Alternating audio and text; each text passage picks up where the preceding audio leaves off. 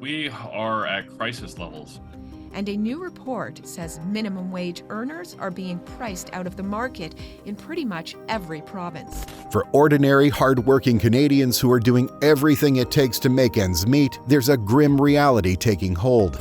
They just aren't being paid enough to cover the rising costs of housing, food, and energy. Not even close. Canada's minimum wage is broken. This isn't something that just impacts a few thousand people. From 2017 to 2018, the number of minimum wage workers increased by 617,500, a jump of around 61%, and it's been steadily rising since then, with more than 10% of the population working for minimum wage. Add in more than 1 million Canadians who work in the unstable, low-paid gig economy, and you have a cruel joke being played on Canada by the Trudeau government. At a federal minimum wage of $16.65, many Canadians aren't making nearly enough for those trying to make ends meet and find a place to live, especially without the time or savings to get more education and obtain higher paid employment. With some provinces like Saskatchewan even lower at $14 and New Brunswick at $14.75, Canada's working class is being squeezed out of the economy as millions of newcomers pour in on the taxpayer dime. With Canada's out-of-control inflation, housing crisis, and collapsing healthcare system, the situation is the worst in most people's memory. But there's a big problem. Just raising the minimum wage could lead to potentially horrific job losses and even worse, rising costs. And recently raising minimum wages in some provinces hasn't brought the intended improvement some analysts had hoped. So what's the solution? In this video, we're tackling the topic of Canada's low minimum wages in almost every province and how Canada's minimum wage system works. What's the cause of this wage trap, and are there any workable solutions that won't hurt the economy even more than they temporarily help? First of all, how does Canada's minimum wage work? Each province and territory is tasked with establishing and enforcing its own labor laws and standards, including minimum wage. They each have their unique processes for revising minimum wage rates, which may involve legislation, government decisions, or independent committees considering factors such as inflation rates, average wage trends, or economic indicators. The federal minimum wage sets a standard that provinces shouldn't fall below, although several currently are. Minimum wage, as defined by Employer and Social Development Canada, is the lowest wage rate that employers are legally obligated to pay their employees, constituting a fundamental labor standard. This rate applies irrespective of the mode of compensation, hourly, salary, commission, or incentive-based. According to a 2019 federal minimum wage issue paper, governments historically established minimum wage standards to safeguard non-unionized workers, diminish low-paying job opportunities, alleviate poverty, incentivize employment, address inequality, and spur economic growth through increased demand.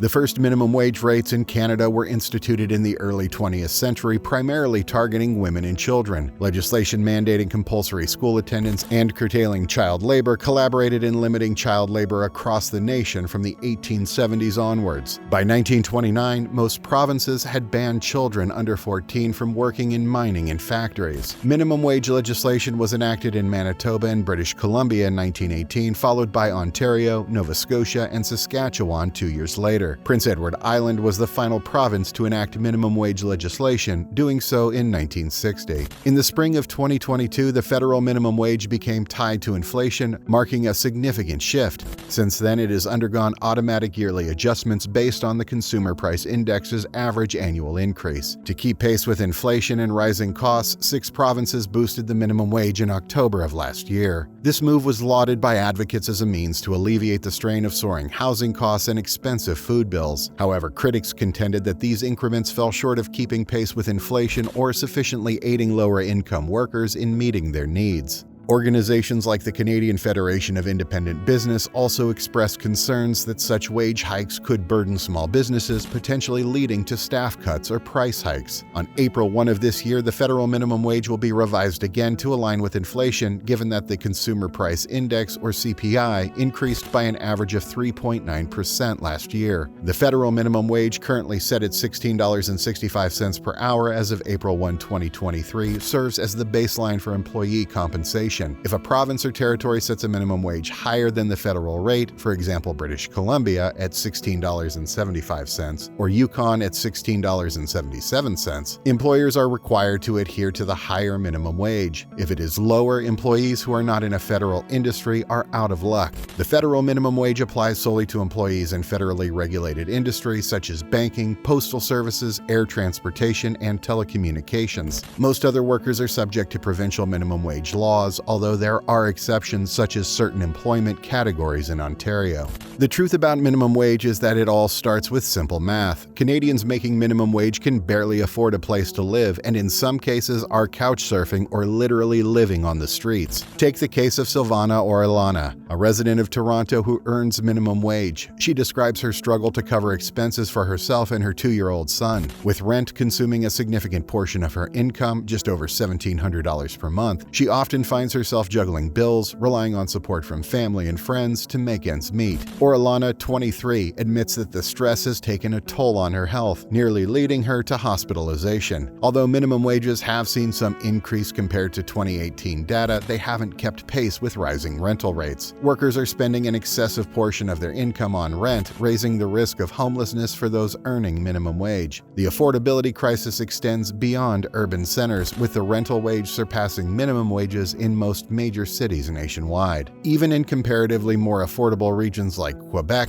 where one-bedroom units may be within reach for minimum wage earners, the situation remains precarious. Toronto and Vancouver present particularly stark challenges where even 2 full-time minimum wage earners struggle to afford housing without exceeding the 30% threshold. So what can be done about the crisis? In the previous year, 7 provinces opted to raise their minimum wage, with British Columbia poised to follow suit later this year. Despite the well-intentioned efforts of poverty activists, politicians, and policymakers advocating for these increases, the harsh reality remains. Raising the minimum wage does not effectively alleviate poverty. One prevalent misconception revolves around the belief that the majority of minimum wage earners are struggling adults attempting to support their families. However, statistical data reveals a different picture. The typical minimum wage worker is young and resides with their parents. According to Statistics Canada, nearly 65% of minimum wage workers in Canada fall between the ages of 15 and 24, with approximately 85% of this demographic living at home. Furthermore, many adults earning minimum wage are augmenting their family income through part-time work during child-rearing years or retirement. Considering that the primary beneficiaries of increased minimum wages are often young individuals still residing with their families and adults supplementing household incomes, it becomes challenging to view these wage hikes as a viable solution to poverty.